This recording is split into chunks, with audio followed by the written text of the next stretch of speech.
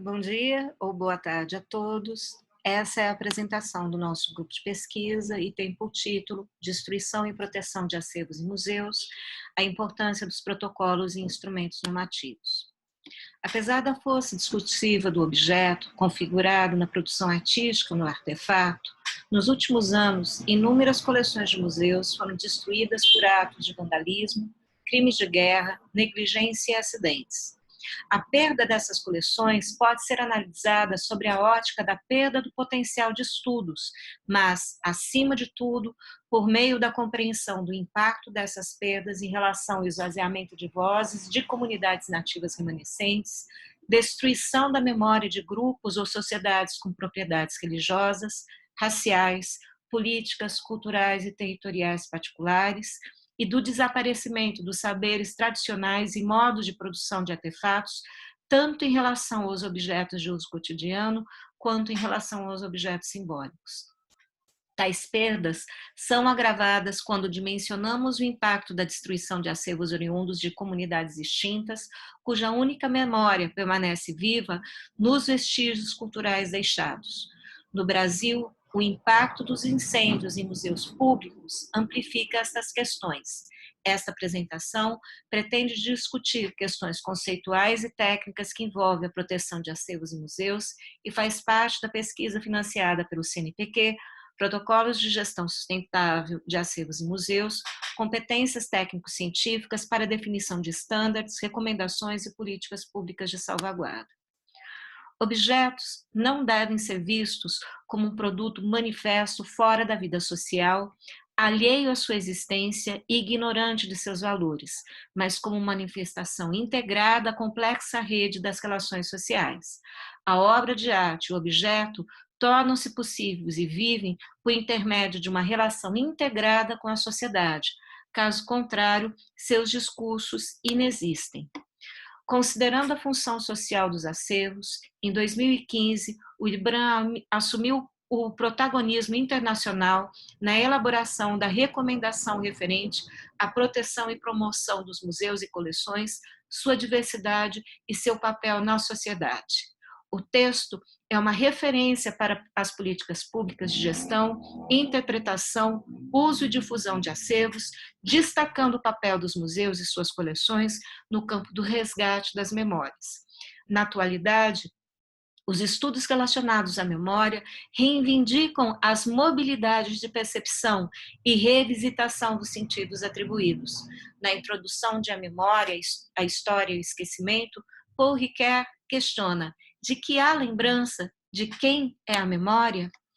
Essas duas perguntas estabelecem os princípios fundamentais que determinam a demanda da preservação da cultura material na atualidade. O império do sentido sobre os objetos tem sido construído pela lógica colonialista, ancorada em uma única visão do mundo.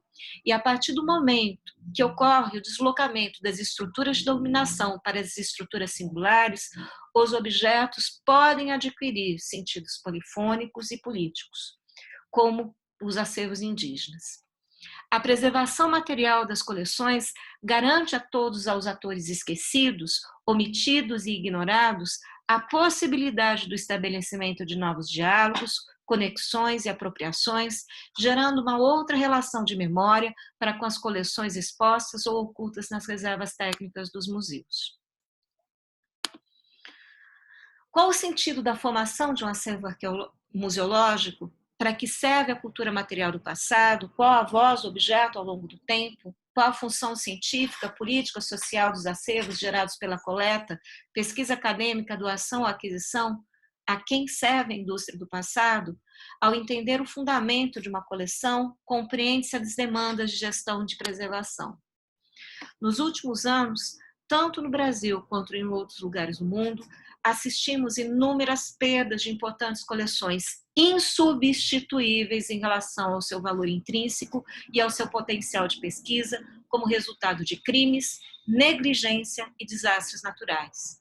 Em 2010, o incêndio do Instituto Butantan destruiu um dos maiores acervos vivos de cobras tropicais do mundo, estimado em 80 mil exemplares, além de milhares de aranhas e escorpiões.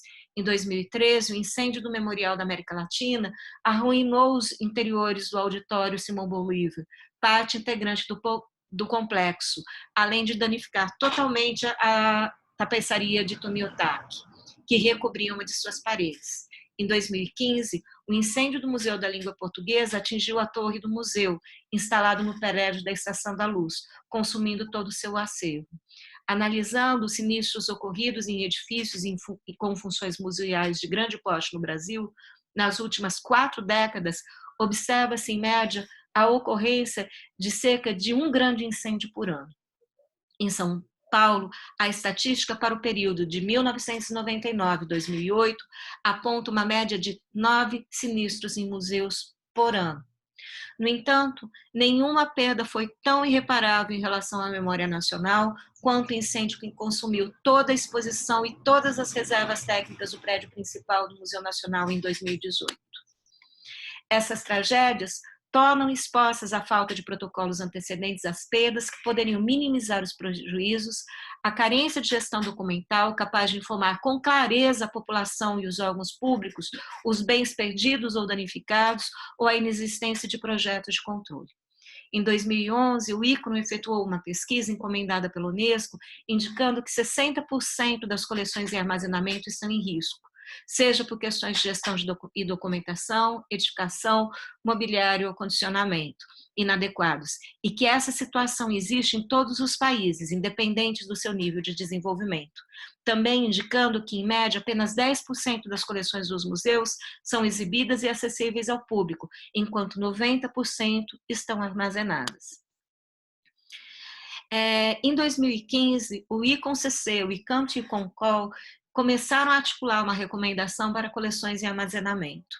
O documento de trabalho, intitulado Reconectando Coleções e Armazenamentos, foi estruturado a partir de inúmeros documentos prévios. A recomendação final foi aprovada como resolução número 4, medidas para a salvaguarda e ampliação das coleções de reserva através do mundo, na Assembleia Geral do ICON em Kyoto, em 2019.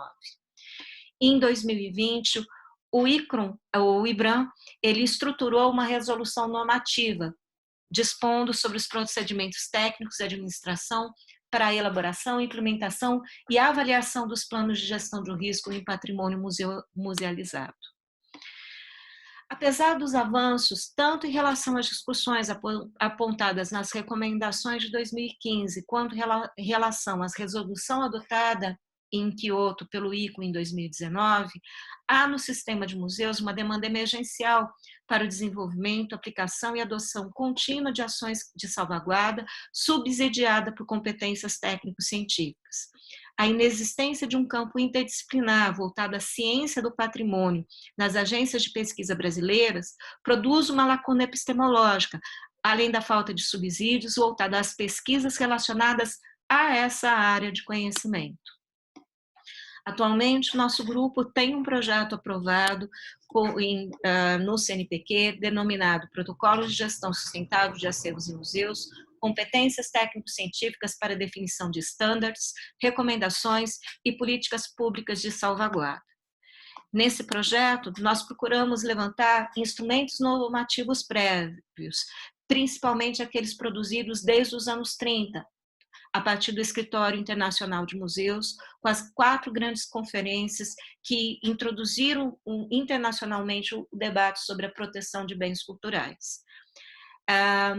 Além o levantamento desses instrumentos normativos garante uma elaboração substancializada de protocolos relacionados à proteção.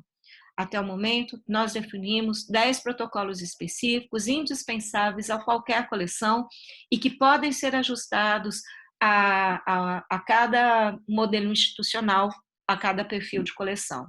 Protocolos de organização física, da arquitetura, do mobiliário e do acondicionamento, protocolos de organização e controle documental, protocolos de monitoramento e controle climatológico, protocolos de monitoramento e controle de ataque biológico, protocolos de monitoramento e segurança contra roubos, protocolos de monitoramento, combate e evacuação em caso de incêndio, protocolos de monitoramento e controle em caso de acidentes naturais, protocolos de manutenção predial, protocolos de manuseio, montagem de exposição e transporte, protocolos de formação e descarte de acervos. Essa pesquisa introdutória, ela procura entender sobre esse mapeamento dos instrumentos normativos. Então, o que é possível mapear a partir dos instrumentos normativos? Qual o descompasso entre as discussões acadêmico-científicas e as políticas públicas?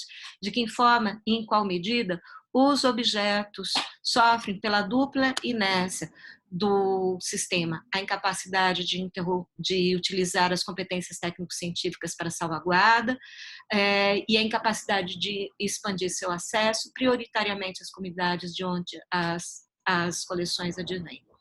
Agradeço a todos